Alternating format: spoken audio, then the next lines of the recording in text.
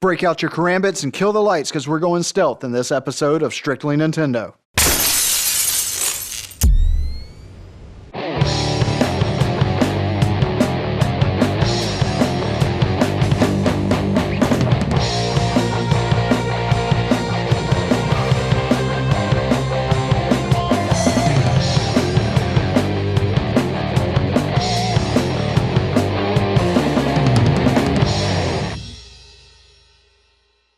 How's it going, ladies and gentlemen, and welcome to a brand new episode of Strictly Nintendo, where we're going to be taking a look at one of my favorite games for the Wii U, and that's Splinter Cell Blacklist.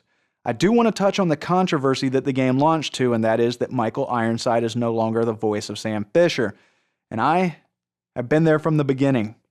I get it. It sucks. I hate the fact that he is no longer in that role. He was the hard-edged and commanding voice that brought life to Sam Fisher.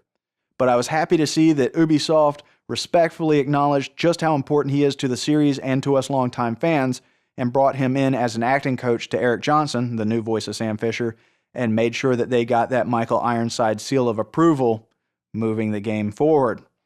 But I get where Ubisoft was going with this. You know, having the actors and actresses that could do the mocap while doing the voiceover brings a whole new level of physicality, emotion, and intensity to the overall life of the game. And we all know that the series was getting away from its roots and it needed that kind of soft reboot to get back on track, and I think Ubisoft did a great job here. I also think that Eric Johnson did a great job, not just because he's a solid actor, but because he didn't try and replace Michael Ironside. But you don't have to take my word for it. Listen to this guy. He's not trying to be Michael Ironside. He's not trying to be a Sam Fisher from the past. He's got something that's marketable, and he's good at what he does. He's not here by mistake. Now you can check out that full video on Ubisoft's YouTube page. There's a link in the description below. Now, Splinter Cell Blacklist takes place 6 months after conviction, after Sam has neutralized the corrupt third echelon and the president has officially disbanded them. You're still working with your good friend Vic, and the two of you are at Anderson Air Force Base in Guam. After being introduced to his tech guru, Charlie, you guys jump in a helicopter to go on a reconnaissance mission. But during takeoff, the base comes under attack by a terrorist organization known as the Engineers. Your copter crashes, and you're thrown right into the action from the get-go. With Charlie's help, you and Vic stop the terrorist attack, but not before most of the Engineers get away, and Vic is badly injured. Camera's offline, Vic. You can't stop the blacklist. Grenade! Now, in response to the attack, the president utilizes Vic's injuries as leverage against Sam to get him reinstated and appoint him commander of the newly mounted 4th Echelon. Rounding out the team is Vic's tech guru, Charlie, who makes and modifies weapons and gadgets for you, as well as utilizes his hacking ability to wage cyber war against the Engineers. There's also Briggs, who is an ex-CIA agent, and with his contacts in the intelligence world, tries to get as much information as he can on the Engineers and their possible targets. And with his boots on the ground, Briggs also provides support for Sam while in the field. Briggs, you got my 6? Copy. Reach position Bravo. Sam, 12 o'clock.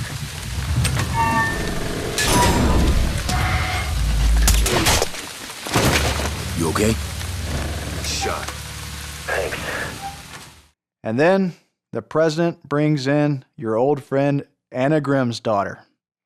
Not just because of the relationship and history between Sam and Grim, but because she also acts as the eyes and ears for the president within 4th Echelon. Now, the first mission of 4th Echelon, retrieve an asset from a CIA safe house in Libya. And that asset just turns out to be your good old friend Kobin. And with his contacts in the underworld, you now have a lot more intel to dig into just who the Engineers are and what they're really planning. Holy shit, he is here to save me.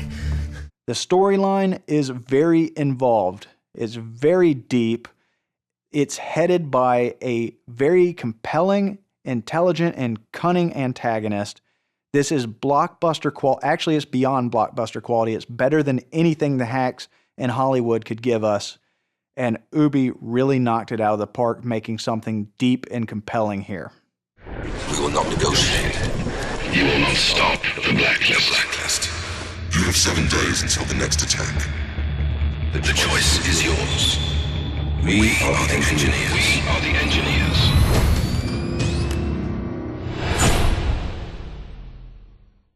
Now, a new aspect of the game is the 3 different playing styles.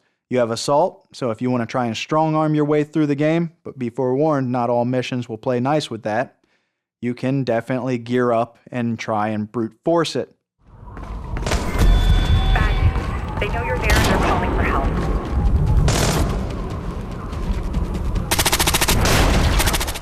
Then there's Panther, my personal favorite. It's still all about stealth, but it's about lethal neutralization of the enemy. And I really enjoy that one.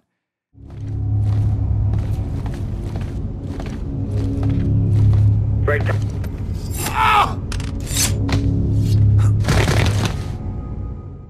And then there's Ghost Mode, which is all about classic stealth, where you go in, complete your objective, and get out undetected, only interacting with the enemies that you have to. Get back on dry land. You can have my share. In the showroom, Grim. I'm hacking the router now.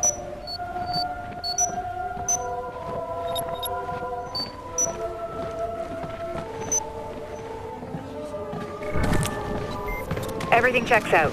1 down, 2 to go. You can also set up 3 different rigs to outfit for the style of play that you want, or to customize your setup for different environments. There's one complaint I have: you have to outfit a primary and secondary weapon. In Pure Ghost, I'd like the option just to go in with a select few items and, well, maybe just my karambit for if things get hairy. There's also a great in-game marketplace where after each mission you get a wire transfer and you can use that money to buy or modify weapons, items, and your op suit.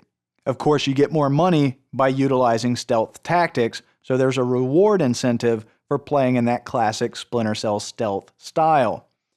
And of course, you make more money depending on the difficulty level you're playing in. And the differences are how quickly the enemies detect you and respond to you, as well as when you get into the realistic mode, where there's no weapons caches to refresh on ammo and gadgets, making you have to be very conservative in choosing how you're going to utilize those tools, all the way to perfectionist mode, where your sonar goggles cannot see through walls, and it takes away your quick execute function. And I really like the quick execute function.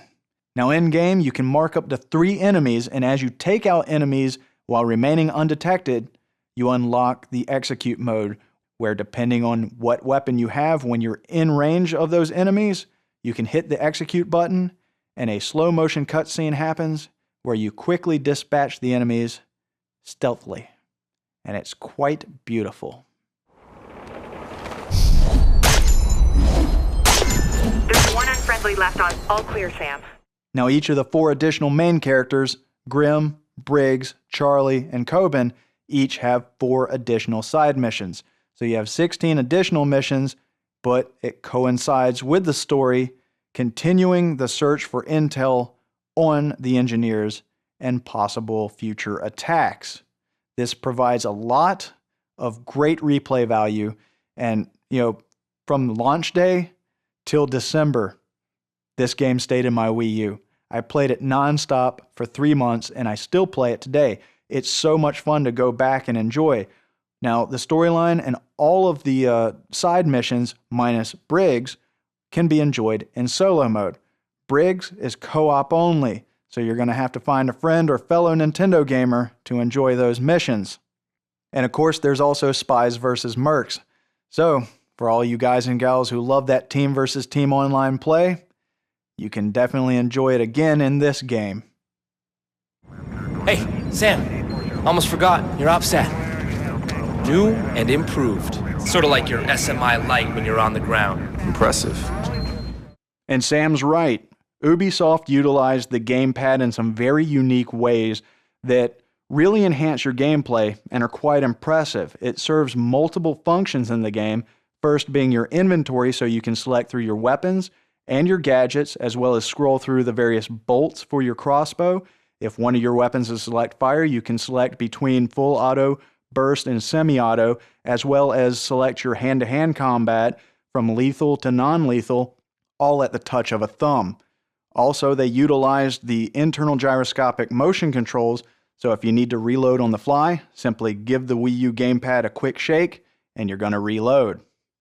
And just like the OpSat on Sam's suit, it doubles as the display screen for your sticky cam, so you can throw one of those out, activate it, and now you're seeing a completely different area of the level right there on the GamePad screen, and that can give you a cutting edge. And of course, the sticky cams can be weaponized for even more fun. Не зевай. Что?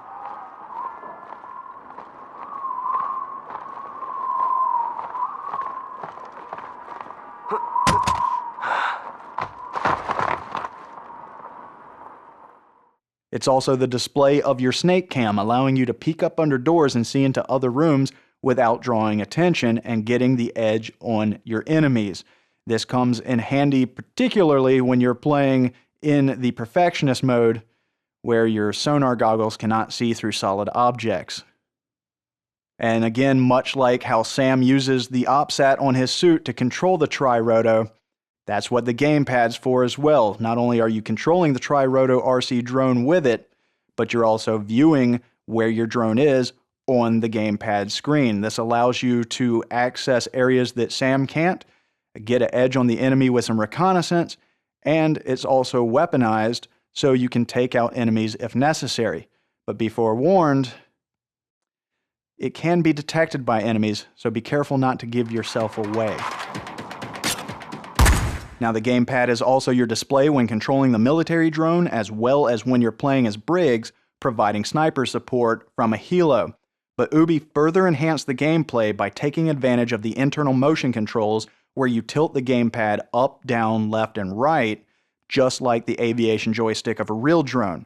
Now, you can change this in the settings if you prefer to play with the analog sticks, but personally, I like the motion controls and I really think that it was a nice touch. The gamepad is also your portal into ShadowNet, which is a network which allows you to see various challenges for single-player co-op and multiplayer modes.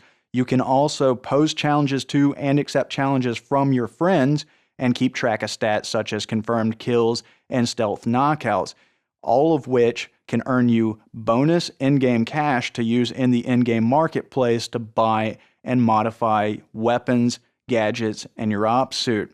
And all of this is accessible in real time during gameplay. So if the daily challenge is to get 25 headshots with a sniper rifle, you can access ShadowNet in-game, pull up that challenge, and see how you're progressing as you continue to play your mission.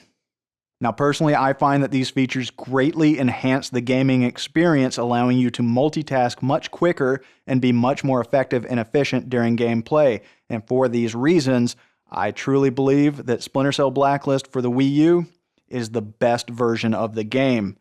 So do yourself a favor, show Ubi some love, show your Wii U some love, and experience this great game.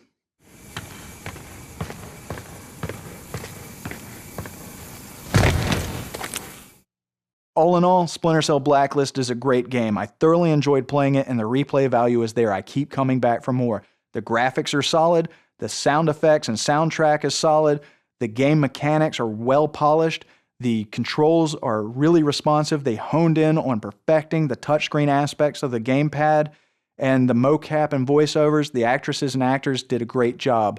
Now, they did have a few issues. You know, I do run into sometimes where the voiceover does not sync with the subtitle. There are some long load times, and Ubi did drop the ball on having the online ready at launch, which they didn't. So that does knock down my rating for the game. However, when you take into consideration the great utilization of the gamepad, the fact that the online is now fixed so you can enjoy it, and the recent permanent price drop, that definitely marks it up for me. So all in all, I give this game an 8 out of 10. Whether you're a Splinter Cell veteran or a newcomer, I think you'll highly enjoy this, and I do definitely recommend that it be part of your Wii U library. And I hope that I've given you a lot of great information to decide whether Splinter Cell Blacklist is a right investment for you. And that will do it for this episode of Strictly Nintendo. Don't forget to leave a like and subscribe if you haven't already. And I hope to see you in the next episode. Take care.